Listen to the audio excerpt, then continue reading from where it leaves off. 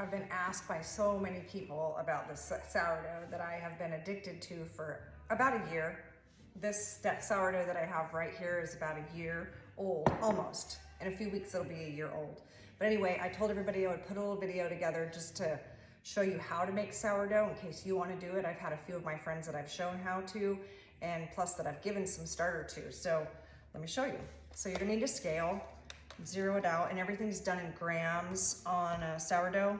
So turn your scale to grams. Mine's being goofy, so it's zero it out. Then you're gonna take your starter, your active starter that you already have, and you're gonna put 50 grams in here. Mine is I have quite a bit of it here because I've fed it several times and then not used it as much as I should have. So anyway, you're gonna need 50 grams of your starter, and then you're gonna take 150 grams of water. This is already pre-measured out. Zero out your scale again. And 150 grams of water.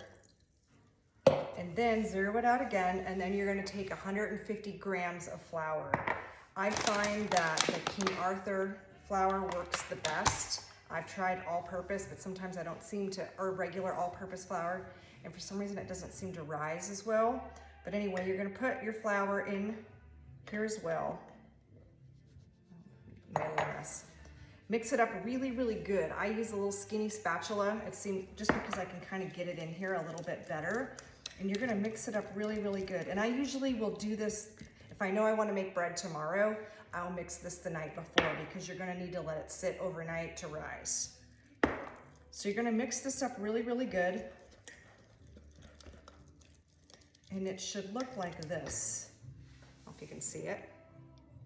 And then you can put a towel over it, or if you have a regular canning lid, or even one of these plastic ones, I got them from Amazon, just put it on there, and you're gonna put it like in the back of your stove. Sometimes I'll put it up in a cabinet, someplace that's just warm, and you're gonna leave it overnight, and then in the morning, when you wake up and you're ready to start using it, it should be more than doubled in size and full of bubbles. Okay, for the sake of just YouTube, we're gonna pretend it's the next day because I'd already mixed this up last night. And this is how it should look the next morning. You actually can see that it kind of bubbled over, and look at how bubbly it is on the inside. So for the bread recipe that we're gonna do, you're gonna need your scale again. Zero your scale out and set a large bowl on it. And then you're gonna measure out 200, actually let me double check the recipe. 250 grams of active starter. It's almost all of the starter that you made the night before. There'll be some left, and if there is some, whatever's left, I add it back to the starter, the active starter, and then I throw it back in my fridge. It's probably why I have so much left over. But anyway, 250 grams of that, and then you're going to add 735 grams of water. Zero out your scale and do 735 grams of water. Oh, and I went a little over, so I'm just gonna take a little bit of that out. It's pretty forgiving for the most part. If it's off by a little bit, it's fine. You're gonna zero it out again, and then you're gonna do 1,000 grams of flour. Yes, it seems like a lot because it actually is.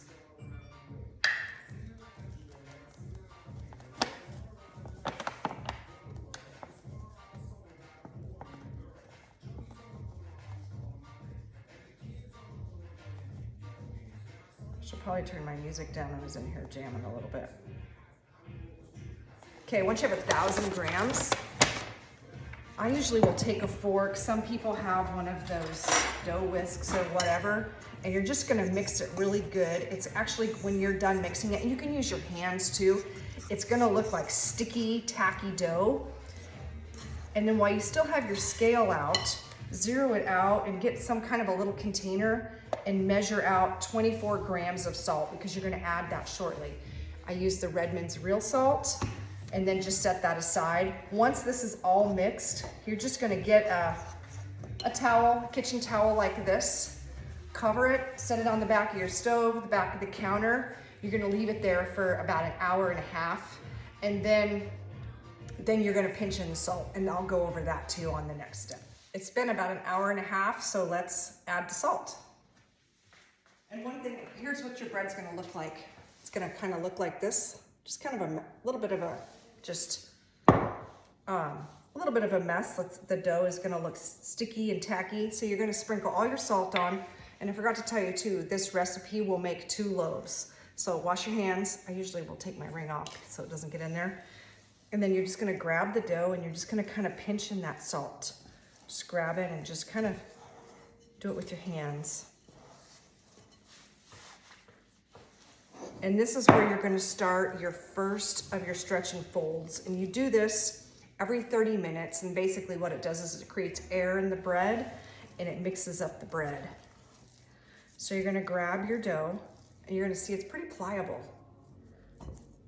And you're gonna pull it up towards you or to the top and then fold it over, turn your bowl, and you're gonna do it again. And basically till you get a full rotation of the bowl.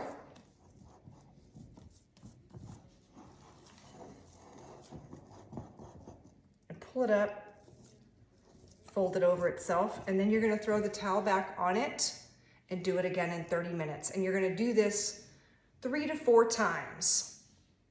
And then we'll go to the next step. Okay, we're at our last stretch and fold.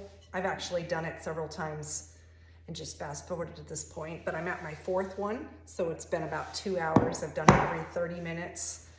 And your dough should have risen just a little bit, but it should be really pliable. Like you should be able to grab it. We're gonna do the last stretch and fold and see how it kind of stretches like that. You're gonna do it again 4 times, rotate it through the bowl. And then once you're done with this last one, you're going to cover it with the same towel and you're gonna let it finish proofing for 2 hours. And then after that, we'll scrape it onto the counter and then put it into our proofing baskets. Once your bread is sat for 2 hours, you can tell, look how poofy it kind of gets.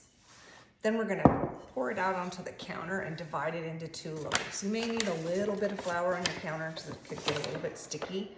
So I usually just sprinkle a little bit of flour onto the counter. And then you're gonna scrape this all onto the counter.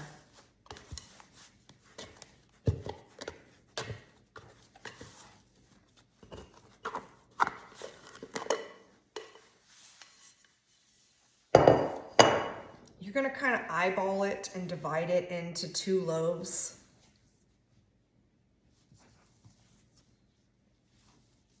Doesn't have to be perfect, just eyeball it. And then what you're gonna wanna do is, I'll take a little bit more flour. Don't wanna get it in my tea. And then you're gonna take this loaf and you're gonna stretch it out, kind of pulling it to the sides, stretching it out, pulling it forward. Just kind of stretching it out. And then you're gonna take the sides and you're gonna roll it in. At least this is how I do it. Roll this, and then you're going to just start turning it like this. What you're gonna do is you're trying to create this nice tight ball. So you're gonna grab the dough and you're gonna start pulling it to you and then turning it each time you do. What happens, it creates all this tension in the ball. And you just keep turning it. And it makes this nice ball. Then you'll just leave that one there. It can be still a little sticky. If it is, just add a little bit of flour. Then you're gonna do this loaf. And what'll happen is once you stretch these out and get them ready for the basket, you'll, once these are into the ball on the counter, I usually will let them sit for about 10 minutes. I'll cover them up with a towel, and then I'll get my Banneton baskets, which I have them back there on the stove. And you could use a bowl, like a bowl, and put like a tea towel or a towel in it to line it, to set it in there. But you're just gonna keep pulling that loaf towards you, kind of creating this ball, and you'll feel the tension as you're pulling it towards you. you'll have these two nice little balls like that. Then you're going to cover it up, and then here in a few minutes, we're gonna put it into these baskets. I have a loaf like this and one around. I dusted them with some flour. And then once they've sat for 10 minutes and we've dumped them into here, and you're gonna dump them in where you take this side, the smooth side, and you're gonna put that down, leaving the other side up. You can set it on your counter for a couple of hours, cover it, or a lot of times what I'll do if I'm busy and I can't bake it right away or I have errands to run, I will take this basket and put like a fries bag or a grocery bag around it, just kind of tie it up and just set it in the fridge. That way it doesn't take on any other flavors until you're ready to bake it. Now that these have been sitting for about 10 minutes, we're going to take this towel off. And what you're gonna do is you're gonna just kind of, you can be able to tell that they've tried to rise just a little bit more. Just pull the tension out of them a little bit more. And then you're gonna take your basket, you're gonna flip it over, and it's just gonna sit in that basket. You can see it like that. Do the same thing with this one. Just tighten it one more time. Flip it upside down into this basket. And what I usually do is I'll grab, because I'm gonna leave these in the fridge. Oh, my light went out. I'm gonna leave these in the fridge until I'm ready to bake. So I just kind of stick it in there and twist it like this and then tuck it under, just so it doesn't incorporate any of the scents or whatever you have in your fridge. And it seems to work very well for me. There you go.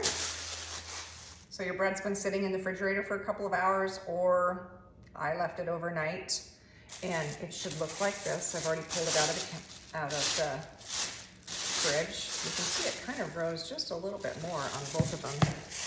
And what I'll do is you need to preheat your oven to 450, which I'll do right now. I have to take out one of the racks just so both of these will fit. You're gonna need a cast iron if you have it, and put it in the oven right now while it's preheating so it's hot. And then for the other loaf, I use a regular loaf pan like this. You can use, if you don't have cast iron, you can use a regular one. It works just fine. I got a couple pieces of parchment paper that I already pre-cut out.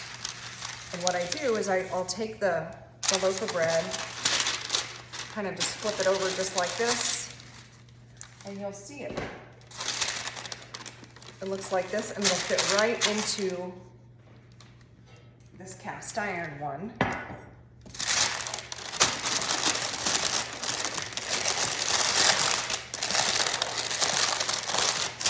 Just like that, and then this one, now usually also, because you want to give it a place to break when it actually rises when it's cooking. So I usually will put a nice little cut in it. You can do all kinds of little designs. There's so many cool ones out there that you can do. And then you're gonna do it put your parchment paper on this loaf and do the same thing. A lot of times I'll just, along the little seam there, I'll just put a cross in there, and then I'll just do a bunch of little hash marks in it. It actually turns out really pretty. During the fall, our little local school here had a bazaar, and I made 20 loaves and took them there, and they literally sold out in no time. So it was kind of cool, and I just did basic bread just like this. So once the oven's preheated to 450, you're gonna place this in the preheated cast iron, this one into the oven, and a lot of times I've seen girls put a couple of cubes of ice behind this, but I usually just have another pan. I'll throw a couple of ice cubes in there, because what it does is it creates steam, so this one that doesn't have a lid will actually rise. Once you place both loaves in there, you're gonna cook them for 25 minutes. Then you're gonna take the lid off of the cast iron and cook it again for another 12 to 15. Each oven varies.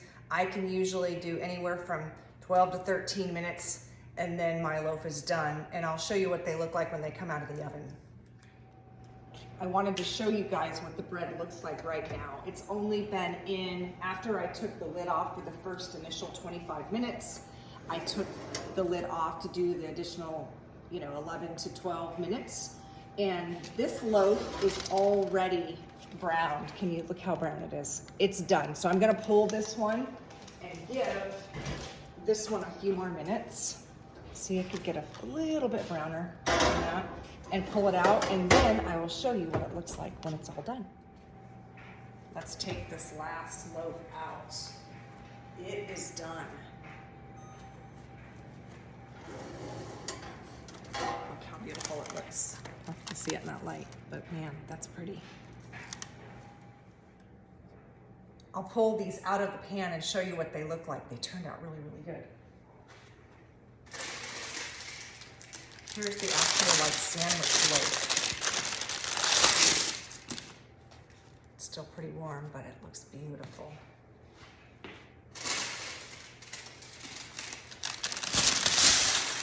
Here's the other one.